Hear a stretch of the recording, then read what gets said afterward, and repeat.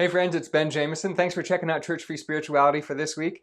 So this week I want to talk about when big things happen in life that have a negative context to them and how easy it can be for us to get in a really upset state and live in that place. So I'll use the example of a friend of mine who recently purchased a new car and then had an accident in that car and totaled it.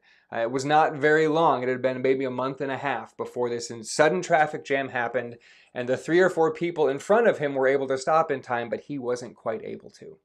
Now, it can be really easy in that situation to think about how much you have ruined stuff, right? About, oh, what could have been? What could have been if I hadn't wrecked this car? How wonderful things could have been. And we can get into this very self-deprecating negative frame of mind, thinking about what could have been or should have been and what might have been if only this other thing hadn't happened, and get ourselves into a really upset state. Now, the thing about that upset state, friends, is that it prohibits us from responding to the situation in an empowered way. So we want to do our best to stay out of that reactional, emotional, upset, should have been, could have been state.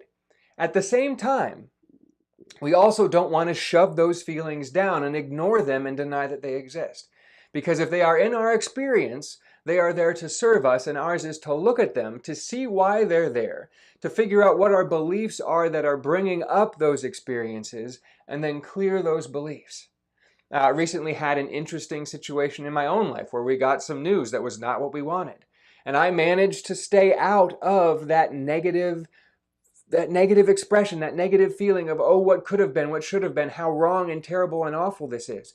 I certainly recognize that the situation was not at all what we wanted it to be. It needed drastic action to be improved and be corrected, but I was not going into that self-deprecating, how horrible and awful this situation is and how awful I am and how awful they are.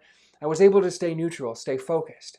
There's a difference between recognizing something needs addressed and allowing that thing to then tank our energy, bring us down, and make us upset.